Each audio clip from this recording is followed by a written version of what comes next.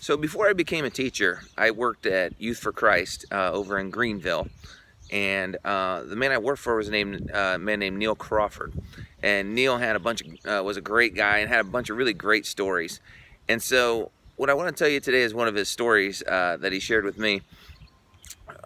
We used to do a work project, and I think they still do at Youth for Christ. They do a work project in Detroit every year for a mission trip. And so Neil had a student with him in the truck. They were, I think, driving home from the mission trip, and all of a sudden the gas light came on the truck, that he was low gas. And so Neil decided he'd have a little bit of fun with this student, and so the gas light came on, and there was an exit coming up, and Neil drove right on past it.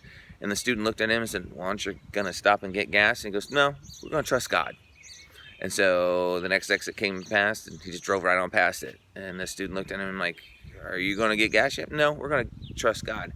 And so he kept driving past exit after exit after exit, and the student was starting to flip out. "We got to get gas. What are we doing? We got to get gas." And Neil just said, "Just got to trust God."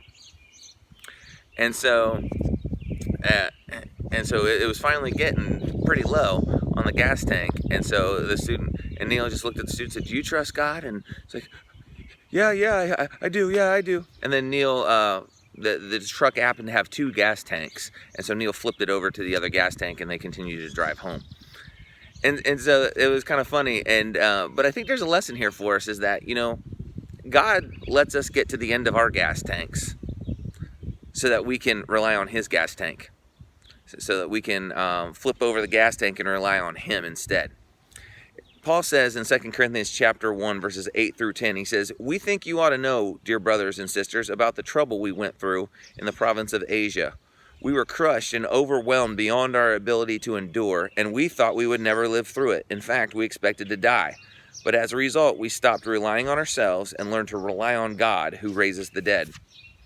And He did rescue us from mortal danger, and He will rescue us again and again. We have placed our confidence in Him, and He will continue to rescue us."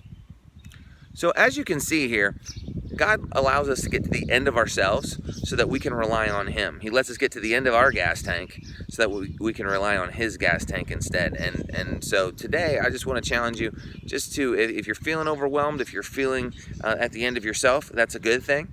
And so what we need to do is just admit that we can't do it ourselves. We need to ask for His help. We need to trust His promises. We need to act on those promises, and we need to thank Him for when He comes through on those promises. Have a wonderful day.